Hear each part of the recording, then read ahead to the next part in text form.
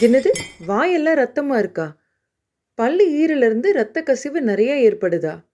இந்த மாரிலாம் எப்பங்க ஏற்படும்? யாராவது ஓங்கி அடிச்சா ஏற்படும்.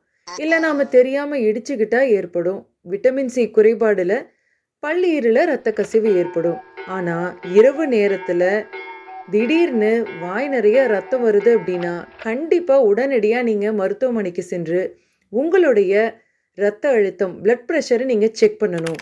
ஏன்னா 80% அதிகமான ரத்த அழுத்தம், ஹை பிளட் பிரஷர் இருக்கு அப்டின்னா, கண்டிப்பா பல்லீறுகள்ல ரத்த கசிவு ஏற்படும். இது நெறைய பேருக்கு தெரியாம, மருத்துவமனைக்கு போயி உங்களோட பிரஷர செக் பண்ணாம அசால்ட்டா விட்டுருவாங்க.